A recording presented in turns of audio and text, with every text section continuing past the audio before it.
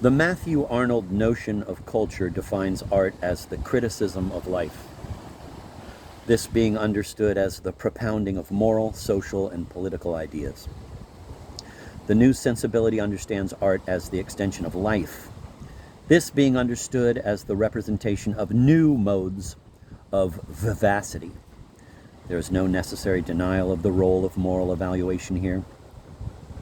Only the scale has changed. It has become less gross, and what it sacrifices in discursive explicitness, it gains in accuracy and subliminal power. For we are what we are able to see, hear, taste, smell, feel, even more powerfully and profoundly than we are what furniture of ideas we have stocked in our heads. Of course, the proponents of, quote, the two cultures, end of quote, crisis, continue to observe a desperate contrast between unintelligible, morally neutral science and technology on the one hand, and morally committed human-scale art on the other. But matters are not that simple, and never were. A great work of art is never simply, or even mainly, a vehicle of ideas or of moral sentiments. It is, first of all, an object modifying our consciousness and sensibility, changing the composition, however slightly, of the humus that nourishes all specific ideas and sentiments. Outraged humanists, please note, there is no need for alarm. A work of art does not cease being a moment in the conscience of mankind, when moral conscience is understood as only one of the functions of consciousness. Sensations, feelings, the abstract forms and styles of sensibility count. It is to these that contemporary art addresses itself. The basic unit for contemporary art is not the idea, but the analysis of and extension of sensations. Or if it is an idea, it is about the form of sensibility. Rilke described the artist as someone who works, quote, toward an extension of the regions of the individual senses, end of quote. McLuhan calls artists, quote, experts in sensory awareness, end of quote. And the most interesting works of contemporary art, one can begin at least as far back as French symbolist poetry, are adventures in sensation, new, quote, sensory mixes, end of quote. Such art is, in principle, experimental, not out of an elitist disdain for what is accessible to the majority, but precisely in the sense that science is experimental. Such an art is also notably apolitical and undidactic, or rather, infradidactic.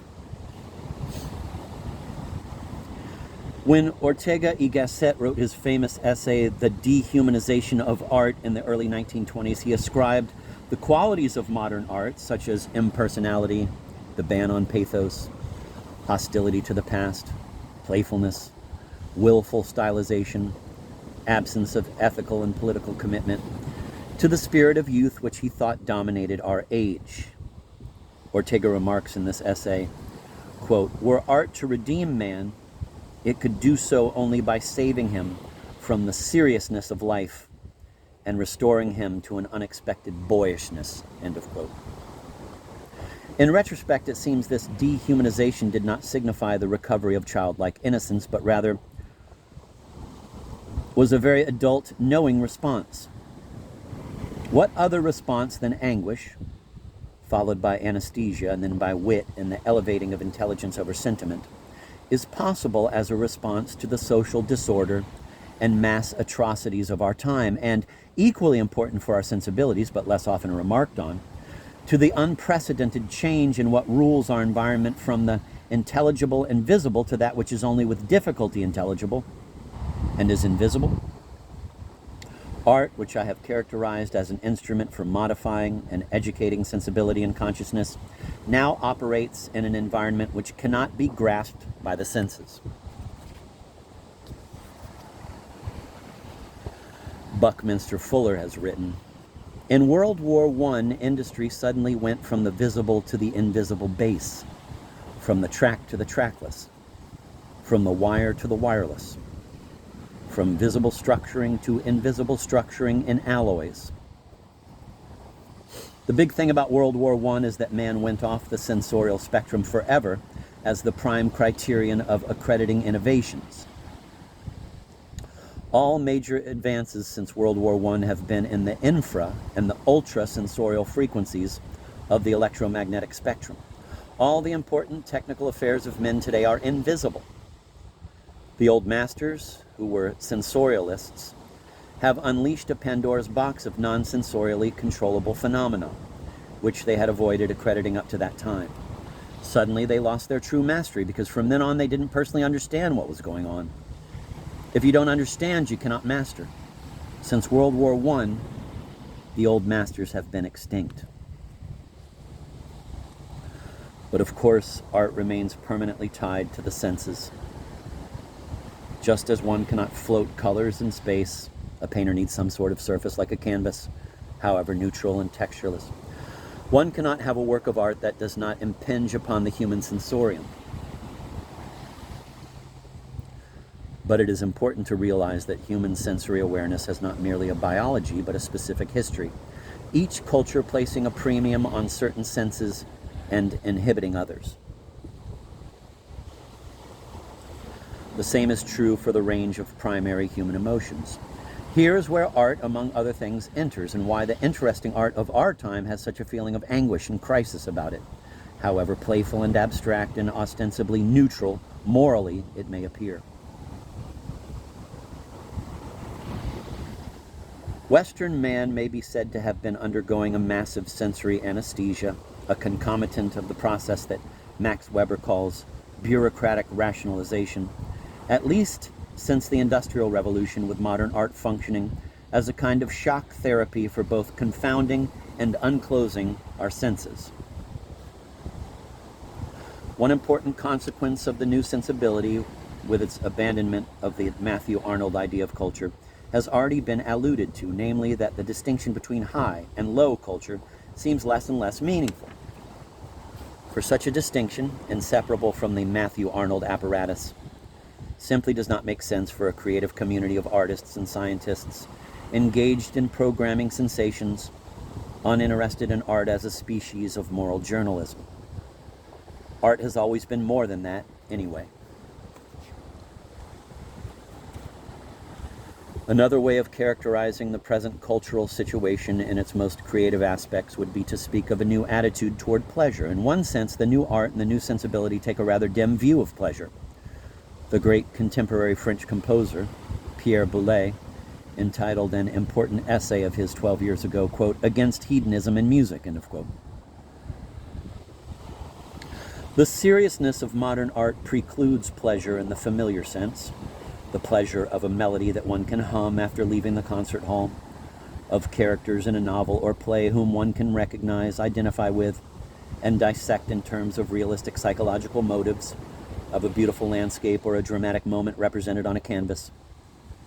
If hedonism means sustaining the old ways in which we have found pleasure in art, the old sensory and psychic modalities, then the new art is anti-hedonistic. Having one's sensorium challenged or stretched hurts.